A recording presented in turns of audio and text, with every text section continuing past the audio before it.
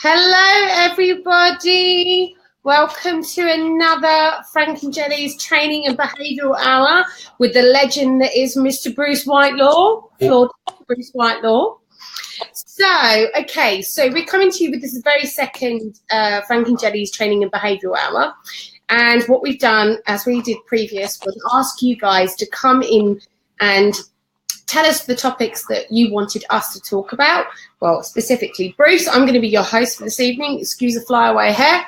And apparently I do a hair flick, I've been told, Bruce, in these sessions. So I need to, if you see me doing a hair flick, tell me to get in my lap. Yeah, absolutely. So, hi guys. I can see some of the messages coming in through the Frank and Jelly's Dog Product Review group. I'm just sitting here with some nice lighting, and we have the very Mr. Frank here to kind of beautiful. Oh, I know. Hopefully he'll be behaving himself. He's only panting because he's been running around. So, hi guys. We can see you all. We can see your comments, and we will get to you ASAP. So, we like to do a bit of a theme here.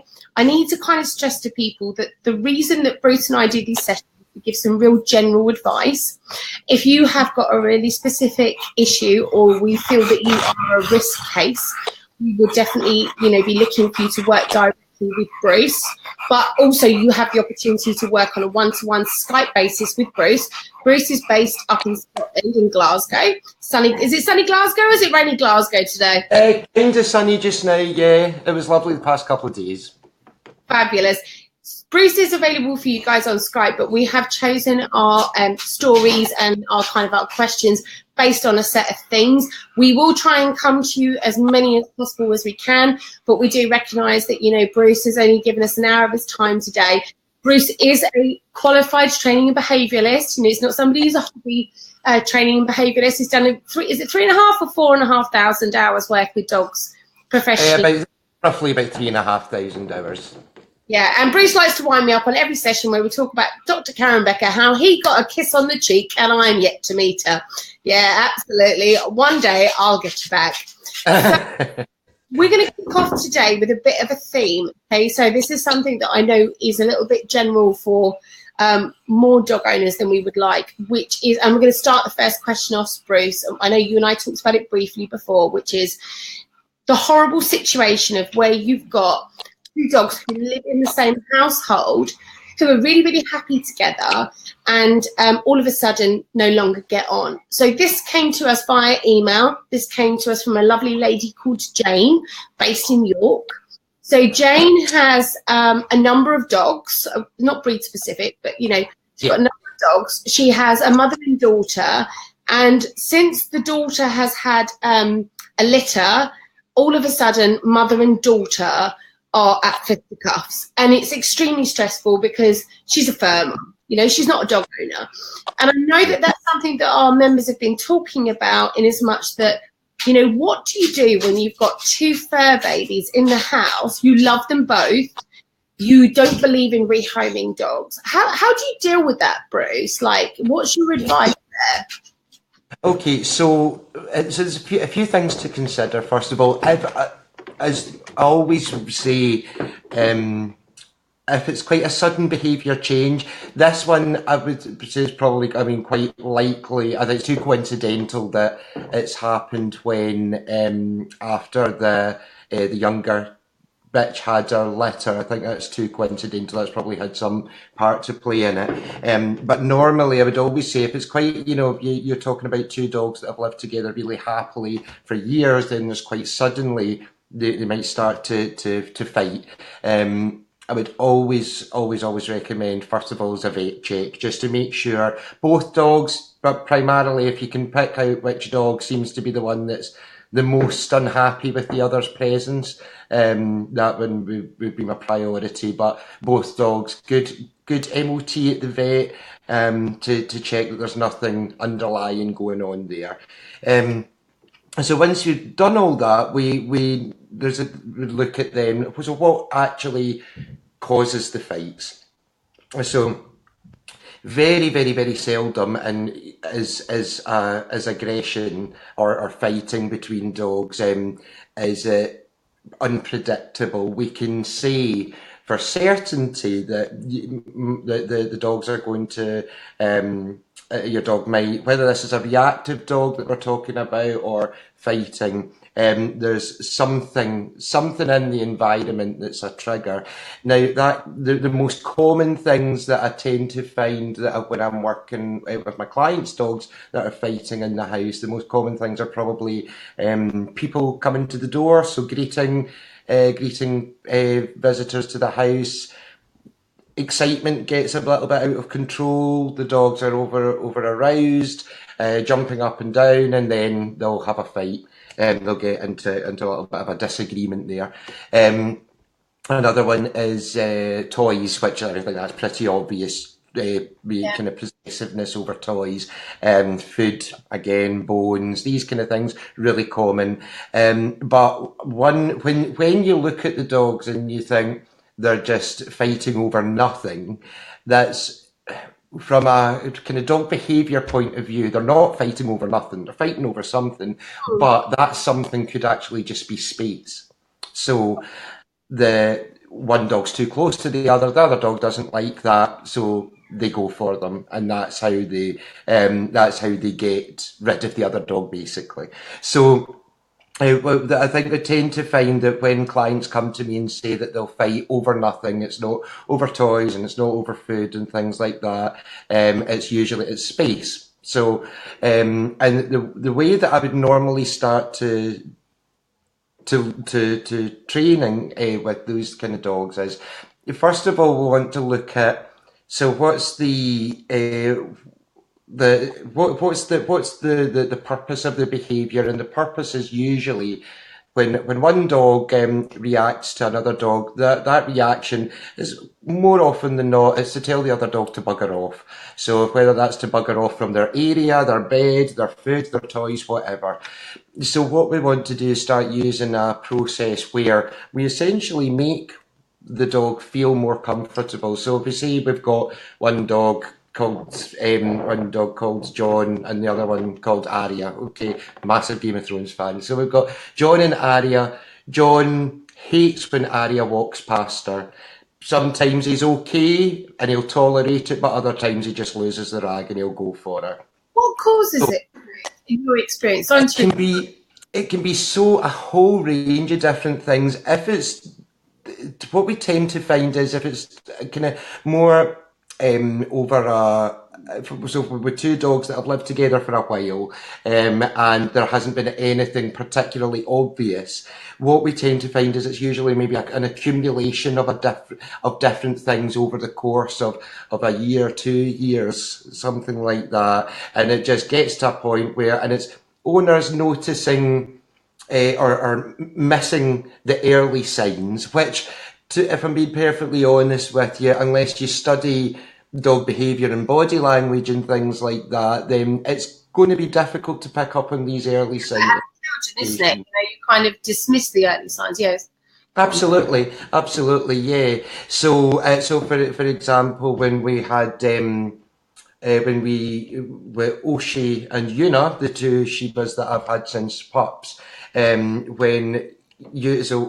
noticed Oshi getting very uncomfortable with Yuna playing too rough with him, basically. With these little, in fact, this was probably when she was even a little bit older than, so after she was kind of maturing at this point, but she was still getting a bit too rough with him. Had I left that would have been probably an accumulation of several too rough interactions for Oshi, which would then cause him to lash out at her, which would probably then cause her to fight to reciprocate, and then it can kind of spiral out of control from there. So I had to intervene early on to make sure that Yuna knows, no, that's not acceptable. You're playing far too rough now. If you can't ragdoll your brother's tail, basically. So I think more often than not, it's an accumulation over a period of time of various different things that just comes together.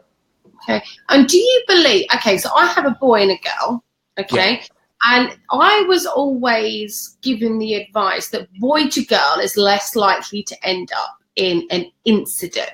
Yeah. Do you think that's a myth, or do you actually think that's legit? Well, I mean, I think there's very little evidence to suggest it's right.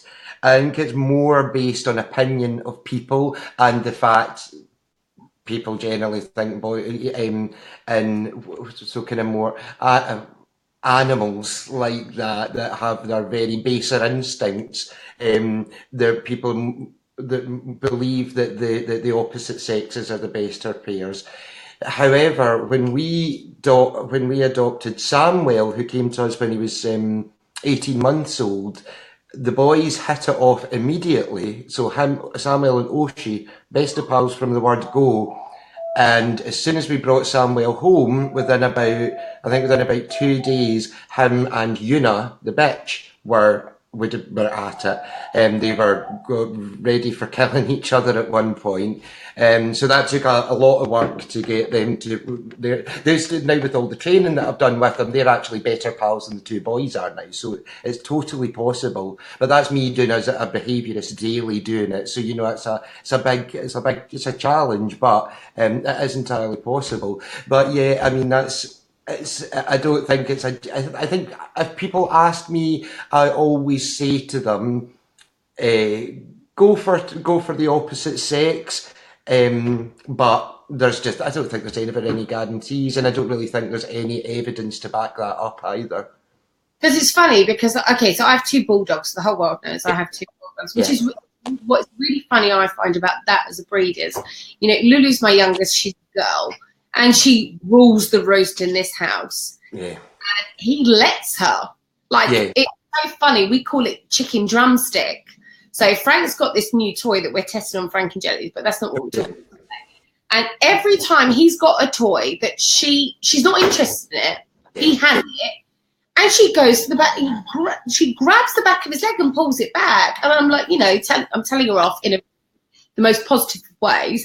Yeah. But he lets her get on with it. And it's like, oh my God, you're just completely by the girl. I'm really pleased to say that, because I think the interesting. So we were looking at so it was on a webinar with the Dr. Ian Dunbar, who's an incredible veterinary behaviourist. He was saying that over his observations over the years, you tend to find the bitches are the ones that are like that. I think even in the bitches are the ones they're more likely to to guard things like that, and males are often they're quite likely to just let them. So human race where the I think it's anything required, really, isn't it?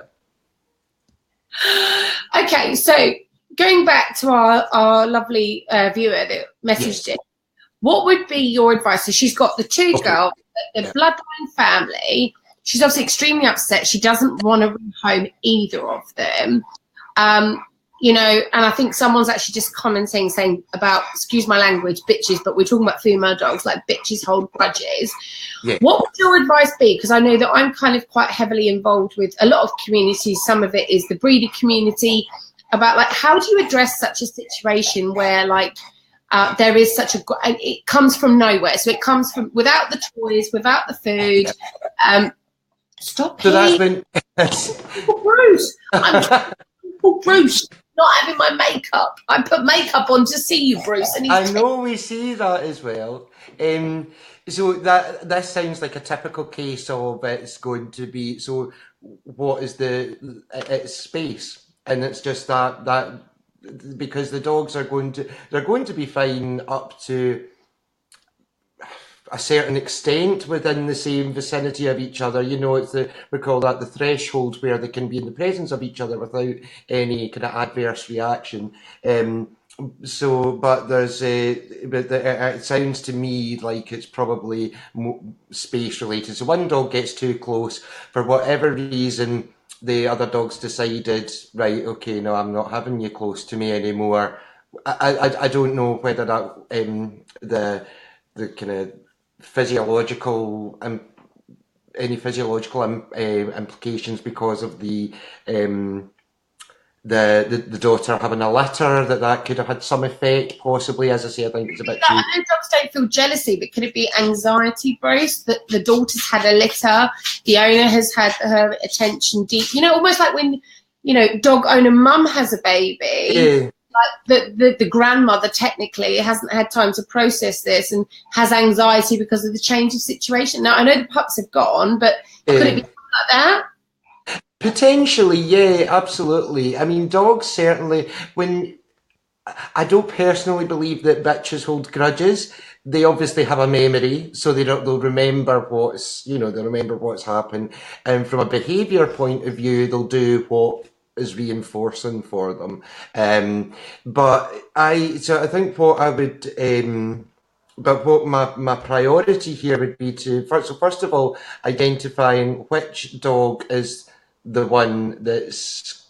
We usually, I mean, sometimes you can be in a situation because where both dogs just hate each other equally and kind of in equal measures, and both dogs are likely going to need some sort of training anyway. Because if we've got one dog that's been going for the other daily, and I mean that's likely going to affect the other dog's confidence and being around that dog in general.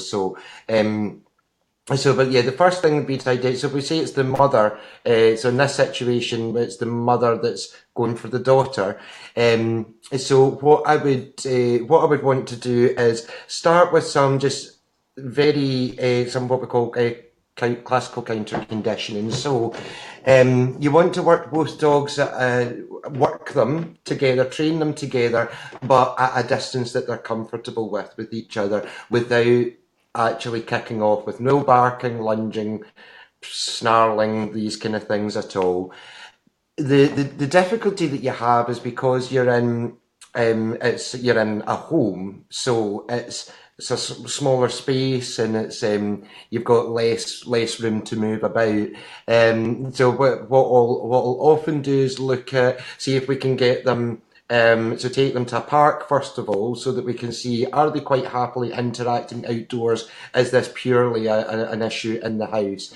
And then we'd start training them depending on what happens there. But if we just look at what we're doing in the house, so we're looking at the very, this is obviously just a very basic version.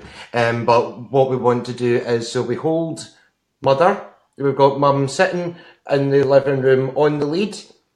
Daughter appears in the lead, mum gets treats. Doesn't matter what she's doing, we want to keep them at a distance. As I say, we want to keep them at a distance that mum isn't getting stressed. You need somebody else to help out then on that basis? Oh, sorry, yeah, absolutely. So we've got one person working with mum, the other person's just walking back and forward with the daughter.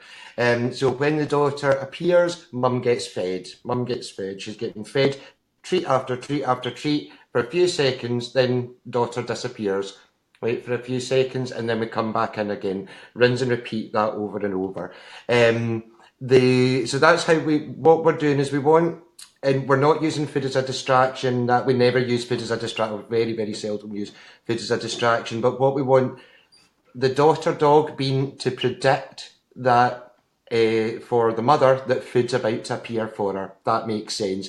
So the sequence of that event is what's really important. So you're sitting with the mum dog on the couch, and you don't start feeding her until the daughter dog appears. That's really important, because that, as I say, we want daughter dog to be the predictor of the food to come in, rather than, oh, see the dog and we start feeding, and then the other dog disappears. So it's just counterproductive. So I feel like these are amazing tips, because actually it's something that's so kind of, I'm trying to find the right word, but it's like it's usable against regardless of the sexes. So what you're saying is, Oh God, absolutely, yeah. This is incredible knowledge, guys, that I know you're all sitting here watching, and Bruce can't see the comments. I can, but I know I don't have them on because it's a distraction for it is, isn't it? Next time.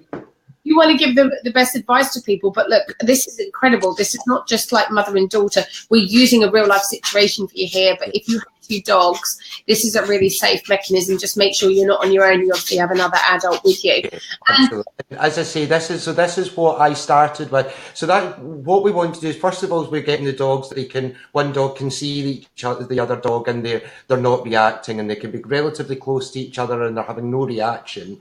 And then we start teaching. So we start reinforcing nice behaviours around each other, basically. But this is exactly what I did with Samuel and Yuna, and they're better pals now than the two boys are, because they had so much, just so much work done with the two of them together. So it's absolutely possible, and I swear, I'm sure it would have been bloodshed if I had left them to it. I probably should just touch on that quickly, actually, because a lot of the time I see comments on various different Facebook groups. Should I just leave them to it? Absolutely not. I would say absolutely not, because the potential, really, one dog could kill the other, and it's just not worth that risk ever. So, I know I'm the same as you. I'm in hundreds of dog groups, and you see bigger breed going for the smaller and doing, unchangeable damage. Can we just all listen, guys? I can see this, what Bruce can't. Can we just get a few hearts in the comments for that just absolutely incredible advice?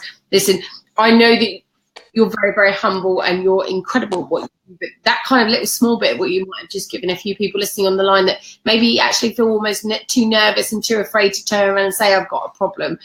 Bruce, seriously, like, hats off, Thank you. Because the thing is, there's nothing worse as a dog owner. I've got the two. I've got Matt here, who everybody sees on the videos, and she's a bit of a diva. She puts up with it. I couldn't imagine being in a situation where they hated each other. And what do? You don't want to rehome a dog. You brought them both into your house. You love them both, and you want them both to get on. Even if, but watch like this. That's going on, and that's just facey, bitey. Okay, so to be a little bit controversial, and we do need to get onto obviously some more of the questions. What are the things that dog owners should be looking out for as kind of early warning signs? Like, if I'm a dog mum, obviously I've got Frank and Lulu. What are the things that I shouldn't ignore that maybe I would, that show that things not getting on so well? Yeah, the more kind of subtle signs. So I think probably the more obvious ones that people would probably tend to ignore are things like growling. So and growl is information, it's communication between dogs, and it's totally normal, but it's when it's becoming more consistent, more sporadic, not more consistent, but more it's become more frequent, basically, over at various different times. That's an indication that first of all, that the dogs are right. Okay, one's starting to feel uncomfortable around the other. Other things like general avoidance type behaviours, I call them. Like, so one dog comes into the room, the other dog buggers off. Or the dog comes, whether one's sitting up on the couch, another one comes in and that dog goes away. These can all be, I mean, sometimes it's absolutely nothing to worry about. It's just because my guys don't really like two of them are up at the couch at the same time. If the third one comes up, one of them will go away, and that's totally fine.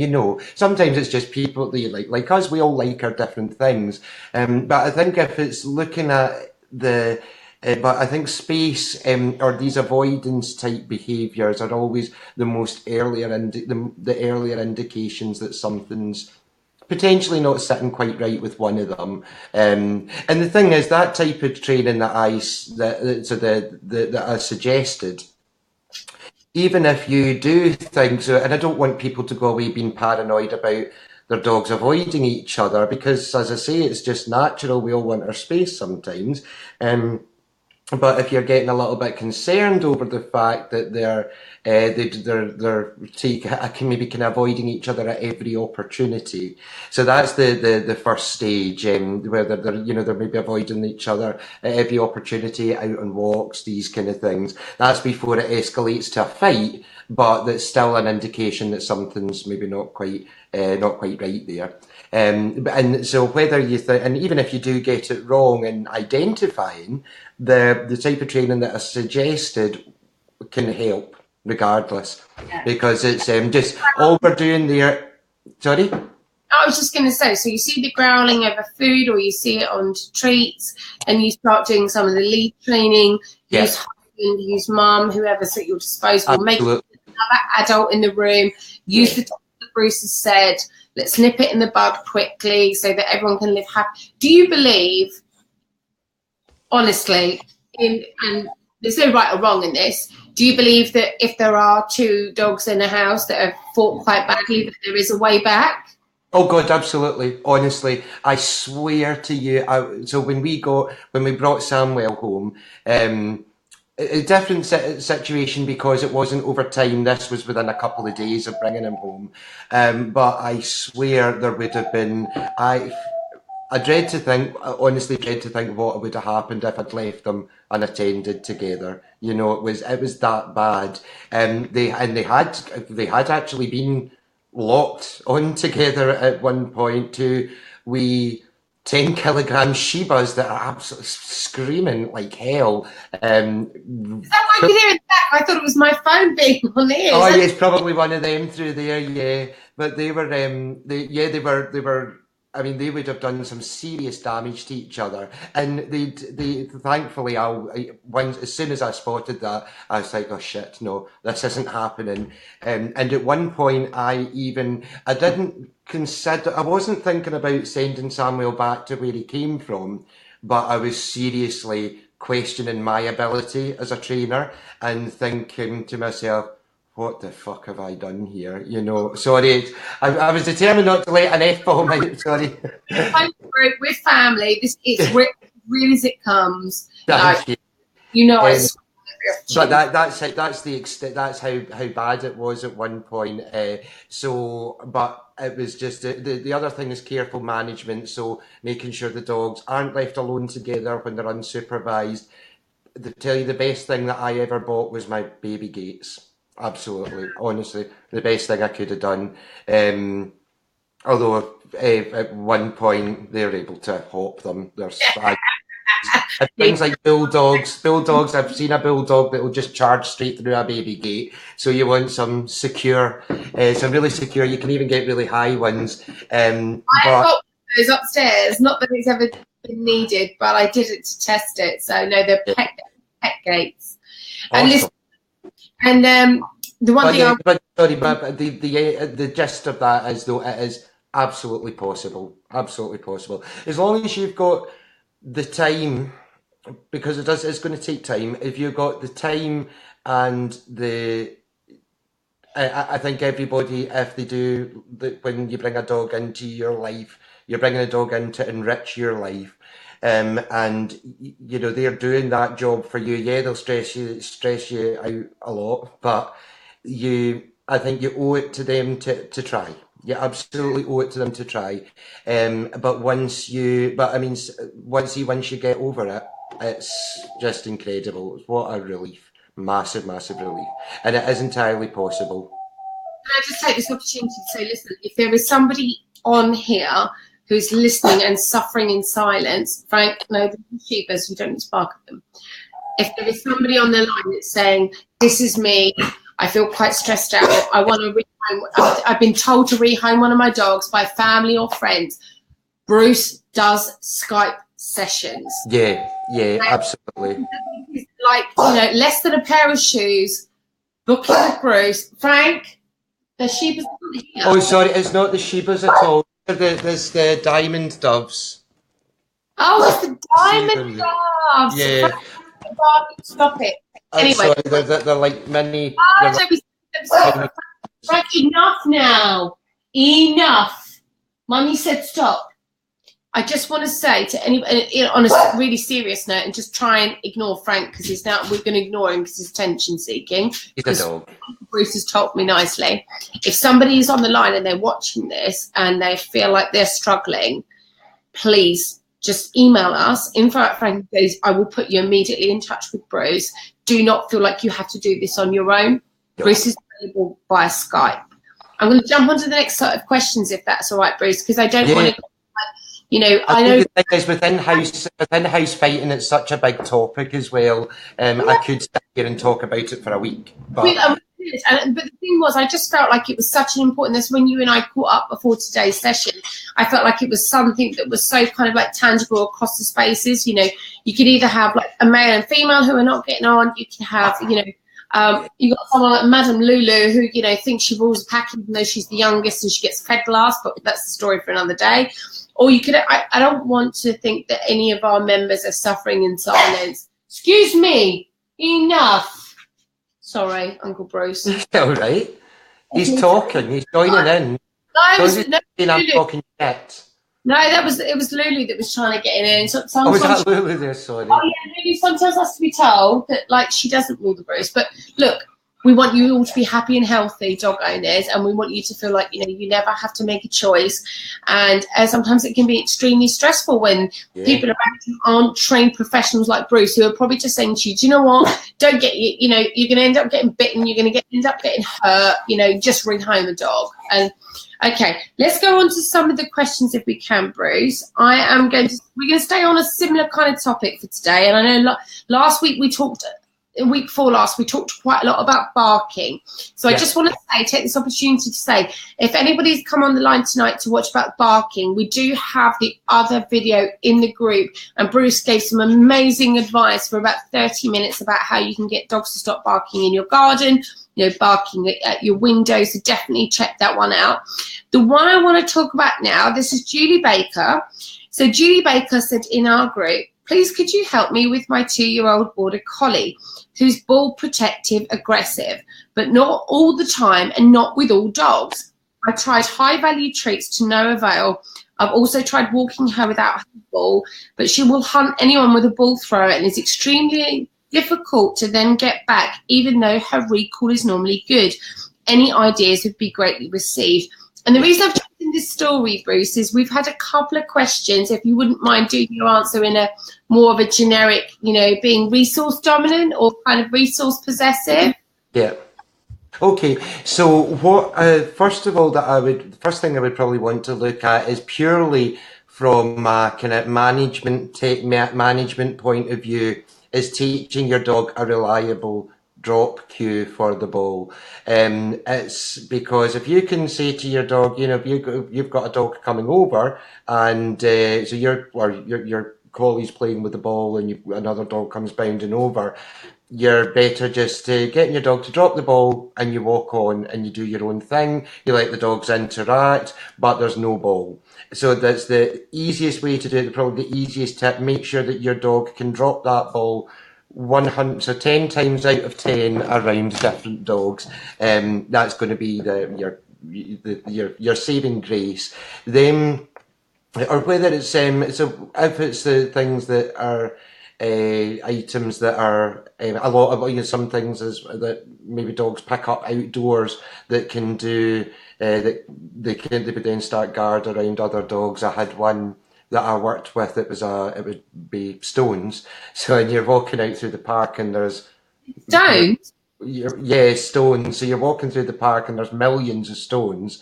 But then what he would do is so the owners would be scrambling trying to get it out of his mouth, and they would then they would get bitten as well. So it was a bit of a palaver. But so yeah, but one of the things that you can do is teach your dog a reliable drop or leave it cue.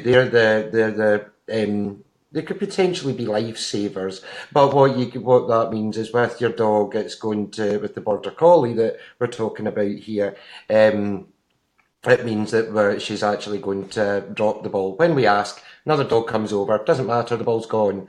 But sorry, is that easy to do? Because I know for me, with this one here, the big one, like for example, I'm just going to use Frank as an example for the people on the line. He'll go and get a ball. I'll throw it for him. He'll bring it back, but fails at fetch every time. He doesn't understand the drop it thing. Now, how would someone like me who's got a 3-year-old dog that's mature to suddenly learn a drop it cue? Yeah, it's totally possible, absolutely. And so the thing is, so what I always do is I look at when I'm teaching play to a client, and I'm looking at what does the dog want to do. So that suggests to me that Frank doesn't want you doesn't want to drop the ball for you, and throw it again because he's not interested in fetch. What he wants you to do is he wants you to chase him. So he wants you to chase him to try and get that ball off him. And I learned this a couple of years ago, and it was really, really counterintuitive to me because what I would do is, so with Oshie, my eldest boy, he loves a ball, and the way I used it was, so don't chase squirrels, don't chase rabbits, don't chase ducks, chase your ball. You can get that, you can kill it, whatever you want with it. Yeah, just don't dog squirrel, please. Yeah, absolutely. So, and it worked massively because it gave him a positive outlet for that innate need that he has to chase, hunt, that sort of thing. But what I didn't realise is, so he comes and he drops the ball at my feet, and he's literally like a footballer, the way he stares at it. I move to the left, he moves round the other way, and we can do this dance, we could do that all day. And the reason being because what he's not, he enjoys fetching it when I throw it for him, but what he's most interested in is the hunt for it. And so it was one of my mentors that taught me this, and I thought, oh my God, that makes so much sense. But then, so what she was saying is what we then started to do was, instead of just me, she drop, pick up the ball, throw it for him, he bring it back, she drop, pick it up, throw it. Instead of doing that, what I would do is he would drop it at my feet, and then I had to pretend that I was going to steal it off him. And I know this sounds totally counterintuitive, but and he already had a reliable drop cue, so that was really important to have that in place first. But what we would do is we would both go really, really slowly, like I'm stalking the ball and I'm about to go for it. And then if he gets it and he wins the ball, awesome. He's a brilliant. He's a shit hot hunter. He's done a great job, and I'm just terrible. I'm terrible, stupid human that can't catch a ball. But and I thought, well, what is that going to do to him? Is that just going to mean that he's going to want to, every time I go to get his ball, he's going to steal it and run away? Not at all. He found that game so rewarding that he will 100% of the time drop that ball at my feet again to play it again. It's much, much better. Yeah, so it's literally down, like going like this, stalking him to get the ball. Yeah, and then it's, you make these sharp, sudden movements to get him, or kind of, really wiring into his predator, the predator in him. And he absolutely loves it. So if he wins the ball, he'll do a circle round me. It's like, look at what I got. And then he'll drop it at my feet ready to go again because it is the best game. And I see a lot of people do, when you look at your dog and you think, when your dog's playing with the ball, sorry, I'm going totally off on time. Oh, no, you're giving people context, it's fine. Because this is a thing that anybody can use really as well. If you're looking at your dog playing with a toy, workout, think about what's the dog doing with that toy? How can I help them fulfill that need for that particular game that they want? If you're going back to the border collie, I see it all the time. I'm out working, and I'm out working in parks most days, and then so I'm out there working, and I'll see one border collie that has been back and forwards chasing the ball for an hour.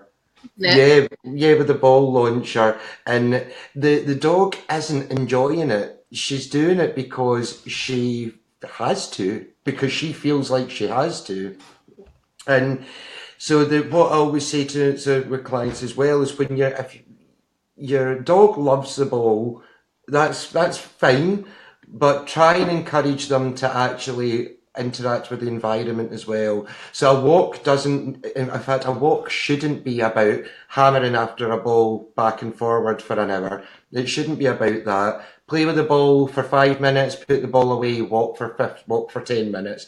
Play with the ball for 5 minutes, put the ball away, walk for 10 until you're done with your walk. Keeping your session short and sweet. And it also, I think that can help really well with that possessiveness because with the border collie, and I see it a lot in border collies, they fixate, they become ball obsessed. And I think it's because we often put that on them because we think the best thing for them to do is actually to take the ball and throw it for them.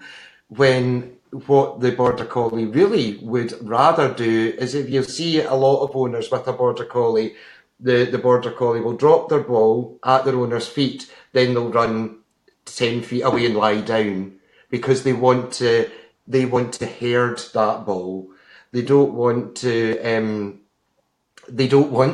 particularly fetch it. They'll do it because they feel they need to, but they want to herd it, and it's a different style of play. If anybody's in with Border Collies, I would highly recommend looking at Kay Lawrence.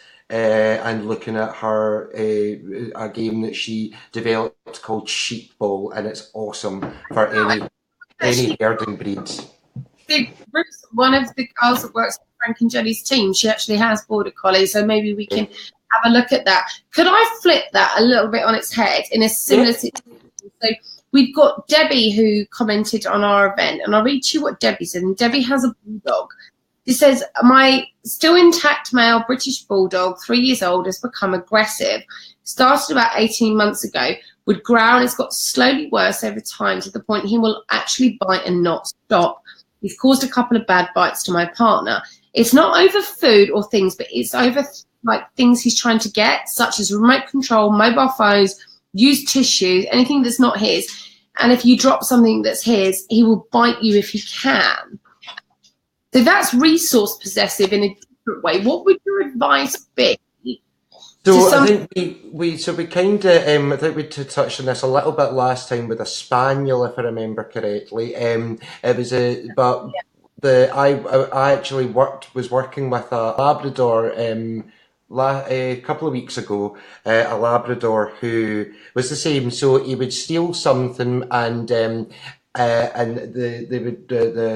his mum and dad would be sitting in the living room.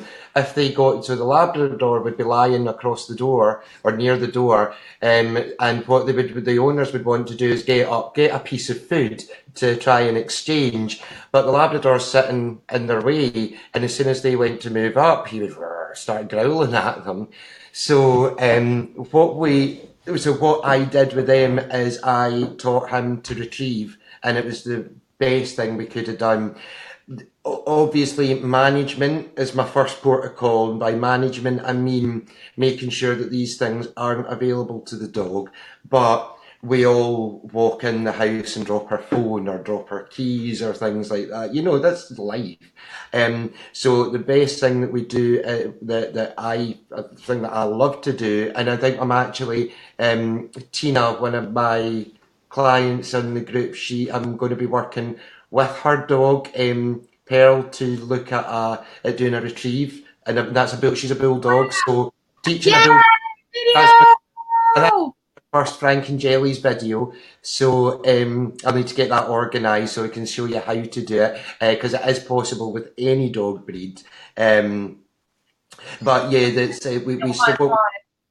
what we started doing with this lab is getting him to, we started with something so one of his toys, because he's not possessive over his toys, so we started with with getting him to show an interest in it, then put his mouth around it, then picking it up, and what we want to do is it's teaching a reliable drop cue, and we're all reactive, so we wait until the dog's got something before we ask them to drop, or before we shout drop at them. But they don't know what we're asking, they don't know what we're doing, all they hear is noise coming out.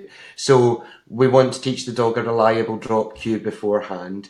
And then you move on from that to teaching a retrieve, and then so you teach it with something using something that they're allowed to have a hold of, and then I tend to find the majority of dogs that I find that are stealing things and kind of getting possessive over them, things that they go for are tissues and socks and remote controls.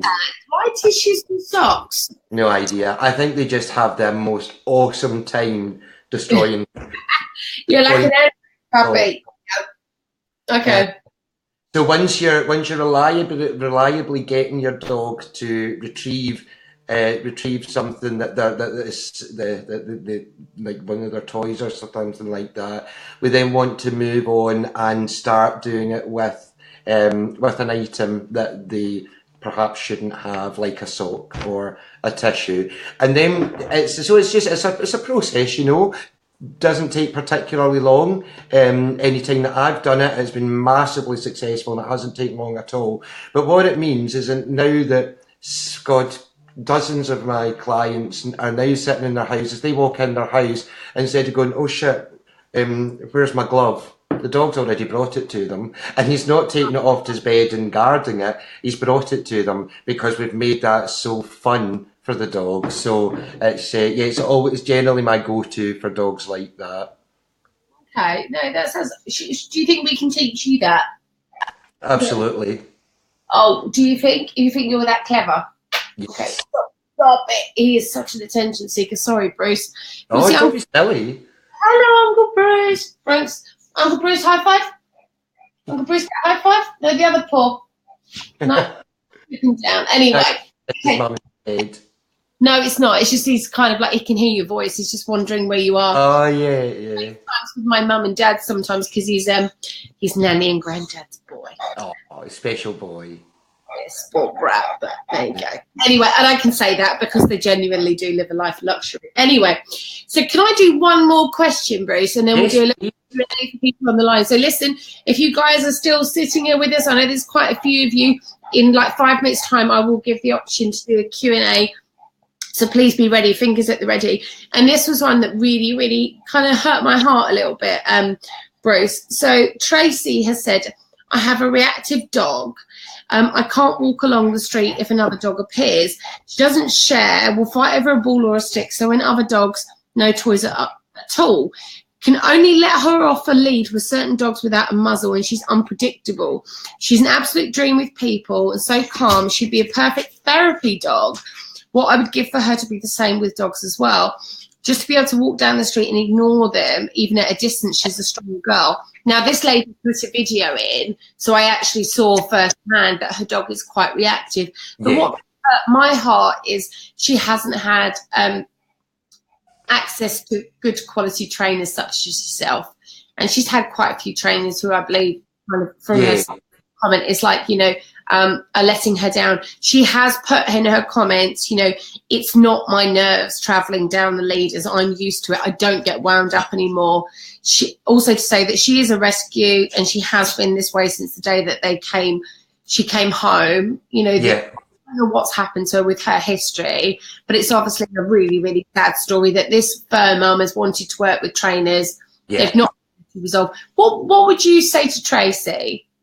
I would say, so I think I was started commenting on Tracy's post actually, and so I'm just looking for a wee bit more information first of all before I started giving any advice. But so I've not read what she's written most recently to me, so I do apologise if if nothing's making sense to Tracy. But what I would say is absolutely. I know Tracy, this isn't directed at Tracy because I know she has been consistent. I think from the sounds of things, she's just not been given great advice, to be honest. I think the biggest things are consistency and perseverance. One thing that I see with another thing that that when you've got a reactive dog, it is a struggle. It is a real struggle, and it is so common, and that's what keeps a roof over my head. Reactive dogs, on some level, whether it's to humans or other dogs. It's and various different levels of severity. But it's a really, really, really common problem, and it's totally workable with just with the right guidance, the right kind of techniques and training, and with perseverance and consistency. One of the things that I like to do is teach my dog what we'll call an emergency U-turn. So when you're in a situation, you can see somebody coming down, see a dog coming down, you're always better erring on the side of caution. If you don't know if your dog's going to kick off or not, always err on the side of caution. And you can see somebody coming down, and then we've taught the dog already. And so if it's area this way, and that's where this way is usually that's my cue that I use. So it's this way, and that means automatically turn around and we start walking in the opposite direction. And then so you do that. That's something that you would teach in your kitchen, then in your garden, then out of the front of your house. Then yeah, so it's just so the dog's walking towards you, and you say this way, you spin back round and you head on the opposite direction. It's a management technique, so it's not helping your reactive dog deal with the dog that's coming towards you. But if when you're dealing with a reactive dog, you can sometimes think, you know what, I just really cannot be arsed with any altercations tonight. I just want a quiet walk, and it's so the best thing. One of the and it's so good for what I call oh shit moments as well, where you've got a dog coming towards you. You know your dog's going to kick off, but you've already taught them this U-turn. So it's literally a U-turn in the pavement to head up in the opposite direction, and it's just, as I say, a wee management trick there. So, talking about something that affects me, and it's not an aggressive, reactive thing. Frank, don't even start. I'm talking about you now. Come up here. I'm going to tell Bruce what you do. Come here. So, Frank boy, we go out for a walk, and he has got really, really good recall. Yeah. Until he sees another dog. Yes. So my thing with Frank is I always call him back. I don't tend to call him back too often. If I know it's a dog that I know, then I'll let him go and play. But let's just be honest, he could run up to a dog which would rip his face. Any dog can have a reaction because they could be passive aggressive. They could be absolutely, yeah. His safety. I always want to get him back, and he did it to me this morning. Yeah. So happened this dog just kind of ran off because it wasn't a very sociable dog. Uh-huh. So talking about that, I'm trying to stay here, Bruce, on the theme of dogs that react to other dogs. My dog sees another dog and it's like, oh, friend, and goes running, ignores me. So my immediate reaction is to go in. By the way, they're fighting over a toy. Oh, I know bulldog noises. Yeah, you do. I know you are, but anyone else that's listening on the line, two of them. Totally normal. Yeah. They've both got one end of this whole. Anyway, so my way of punishing Frank is if I call Frank and I ask him to come to heel and he ignores me, don't say anything. Go over. Usually Lulu's like 5 steps behind, so at that point I'm like, my God, my dog's gonna get nicked that side, or I'm gonna have to get my dog getting attacked the other side. I put him on a lead because my whole thing is he's going to lose his freedom because he ignored me to keep him safe. Yeah. But I don't want that for him, and I don't want that for me because that doesn't stop a situation occurring. And an example of Holly in the event asked the same question. She's got a dog that's super well behaved, but as soon as other dogs are around, that's it. Yeah. So what do you recommend to people like us who have got beautifully behaved dogs, but as soon as they see other dogs, they're simply too friendly, basically. Yeah. I think it's so brilliant of you to address it because it's so important that this is something that I instill in all my puppy clients. Excuse me. Your dog needs to know that they cannot have access to every single dog that they see in a park. Because it's because there are so many reactive dogs out there, and your dog could end up in a lot of bother.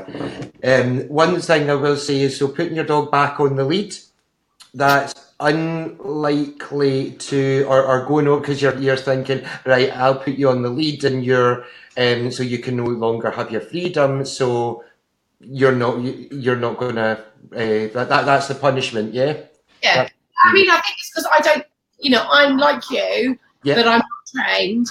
I believe in positive reinforcement. I've never ever I've never shouted at him, I've never raised my hand to him. And my thing is just more like, because he loves to run. He loves to run the park. Yeah, absolutely.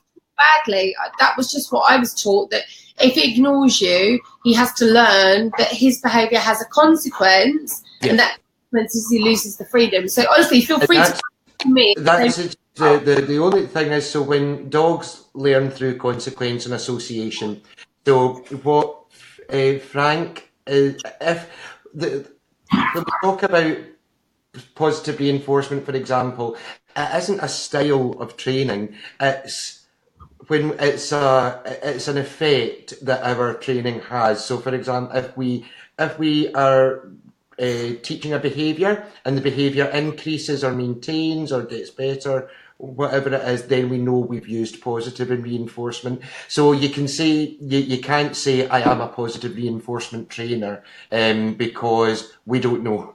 We go out heavy positive reinforcement. That was just to give a wee explanation to any of the geeks, dog behaviour geeks that might be watching. But when you, so the consequence of the behaviour needs to happen within 3 seconds, within about 3 seconds for dogs, for them to make that association. So what, and so, and the reason I started saying, talking about the definition of positive reinforcement is because you think you're punishing Frank's behaviour, but does it stop him doing it? No. Then you're not. That's as simple as that. So that.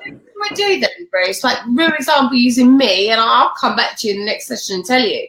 You know, So, what absolutely. do I?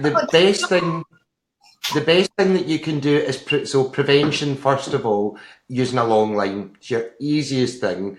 So, and the reason being because every time Frank runs off and chases or runs up to another dog, that behaviour's more likely reinforced because he's had the opportunity to do it. He's got a little bit of a play, maybe get a gribble and a snap from some dogs, but a lot of the time it's going to result in nice stuff for him. So it's more likely to happen. So you need to manage him, first of all, and that's using a long line. And you just work on his recall at, so you're starting it at the best thing that you can do. In fact, for anybody doing any training that involves other dogs, the best thing you can do is get a helper dog to be wondering whether that's for reactivity or like to recall work, that sort of thing. Have a helper dog that's kind of off in the distance. And what you're wanting to do is gradually, so work on your connection and your engagement with Frank, doing your recall training that you've done with him up to this point, but he's back on a long line temporarily for the time being until we can get him, he can walk comfortably, closely up to another dog without actually shooting off to say hello to them. What I like to do with the dogs that I'm working with is generally we look at it's kind of like it's like they're kind of ask for permission first of all. So they look back at the dog sees, we get to a point where the dog sees another dog and they're like, "Can I go and say hello?" And then we say, "No, not this one, pal. Okay, well, we'll come on this way," and we'll play tug or a wee game of fetch or hunt the ball or that sort of thing. Or if it's one that we know, we're like, "Yeah, fill your boots, go and say hello." So there's we can use that. We can use the other dog. Another way to do it once you start getting a little bit closer is we can use so instead of if your dog recalls away from the other dog first of all, but you know it's a dog that you're going to let them go and say hello to, the biggest reward you can do is for that recall is to then let them go and say hello. Does that make sense? Yeah, So, yeah. oh my God, I recall, so I go back to Monkey there and then he lets me go and say hello. Just this is awesome. So, it takes a wee bit of training to get there. But funniest comments that I flashed up, but obviously you can't see this until you watch the replay. yeah. The lady said, "I've tried long line, worked great, even got some funny looks, but hold on tight because if they shoot, they can take you with them." Yeah, oh, absolutely. I tell you, my worst one was oh God, he must have been about 6 or 7 stone Rottweiler on a long line in the snow, and it was hell. So it was really, really tough, and that was for reactivity, which I would never recommend doing. Don't do with a dog like that in the snow. But yeah, so one thing I would say there, see, if you are at a situation where your dog's about to run off, then you're too close. Basically, you're too close, and you're needing to work on that connection and that engagement with you a bit more. I'm not one of these trainers that say dogs shouldn't be allowed to play together and all the rest of it.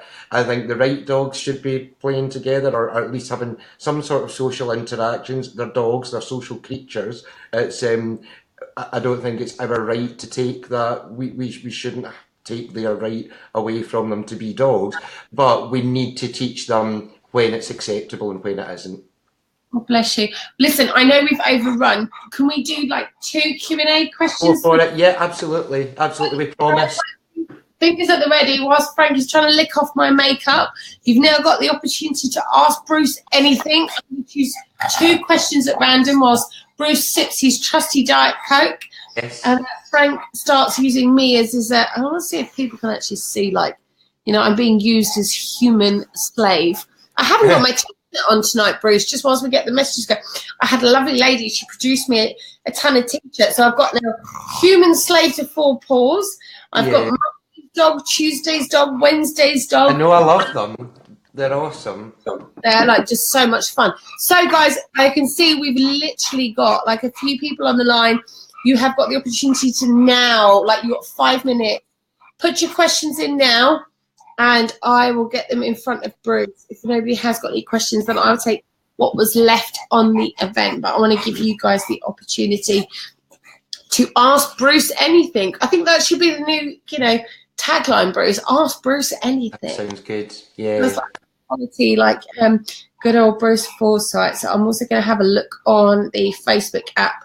So you can always rely on Facebook to kind of let you that one down. Okay, right. So let's go for a question here. Just behavioural hour. Okay. I'm going to try and go for something that we haven't gone before. So I'm just trying to scroll through the questions. Thank you, everyone who's posing questions. I want to go for something completely different. Okay.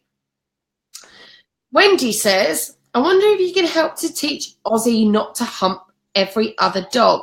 I tried and he's been chopped, but it seems to be a dominance thing. And there was also a lady, if I'm going to scroll back here, at the start of ours, so I'm going to put her question up so everyone can see what she wrote, who also was asking about if we could help her, and it looked like it was a question. I think there's a bit of like misunderstanding, Bruce, that maybe neutering fixes, you know, humping. So this is this lady here. Yeah. So this is from another lady here as well. So it's on the same line. If you can chance to possibly help, I have a 2.5-year-old bulldog boy, it's a similar age. Entire seems to be going through a thug stage. Should I castration? Should I attempt behavioural coaching first? Very defiant, not listen to basic command and recalls like he used to. Which quite fits in quite nicely with what Wendy Bourne said on our event, which was, you know, I've got this thug bulldog. How do I? We've all been there with a bit of a thug. So what would you say there, Bruce? That one's the last. So first of all, humping isn't dominance. It can be for a few different reasons.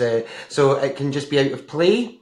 It can be through for reproduction, obviously, primary point. But it can also be stress. It can also be a stress-related behaviour. So one thing we would look at is when you're talking about the. So I think one of he'd been neutered, hadn't he? So first of all, I would want to. I think, sorry, Bruce. I think people are being told if your dog's behaving like a thug, go and get it neutered. Oh God, yeah.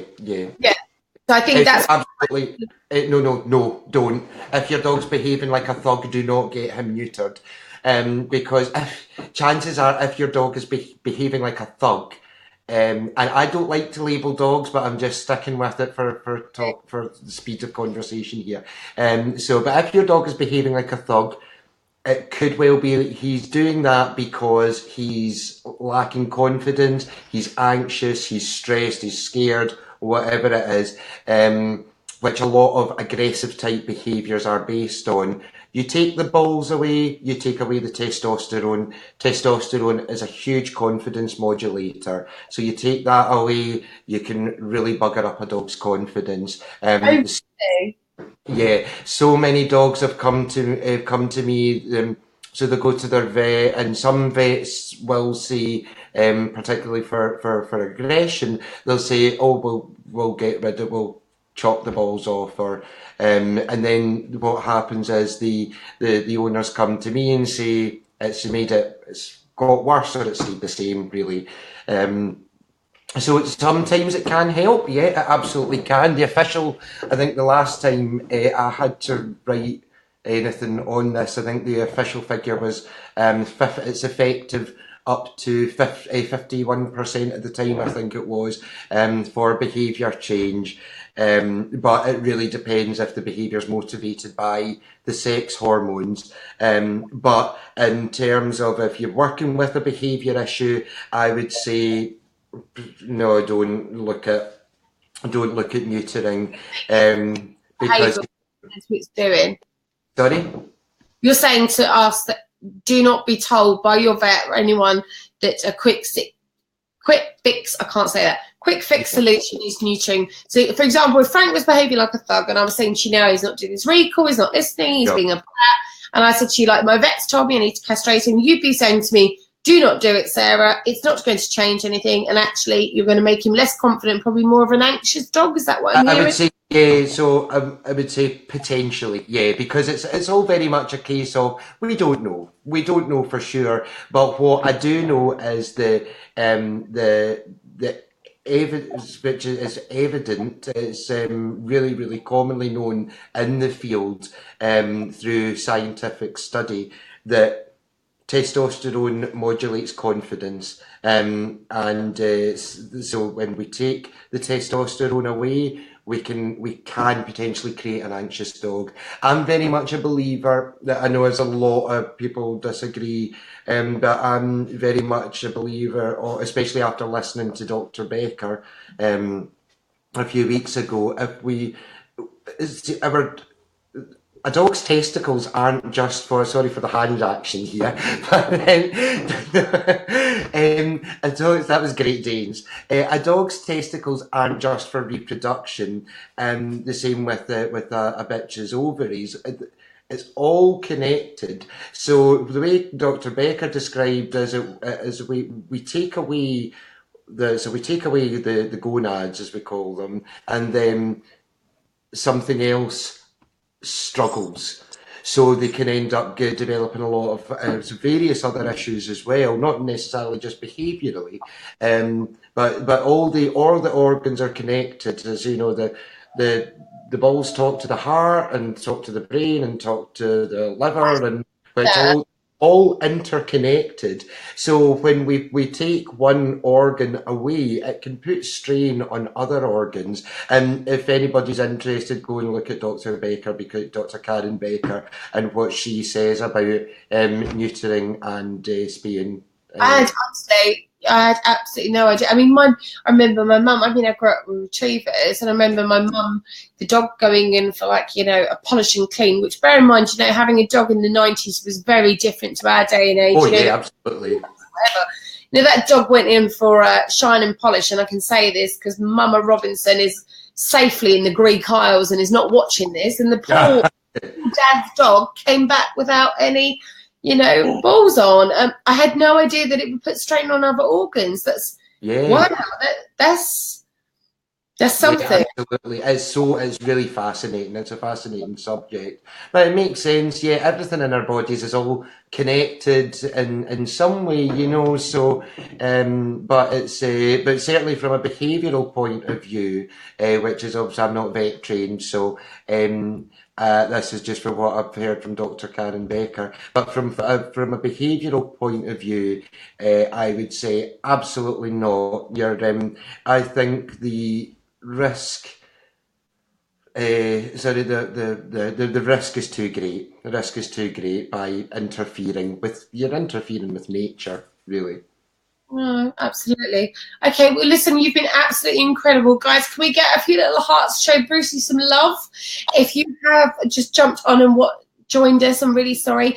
We've been with you for the last hour talking with the amazing Bruce Whitelaw about all things behavioural, with your host Frank and Jellies. Thank you so much, Bruce, for joining us again.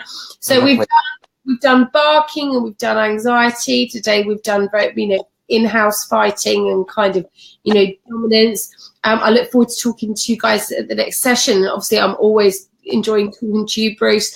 We'll set up an event in a couple of weeks' time, and we hope that you guys get involved as much as you have done today.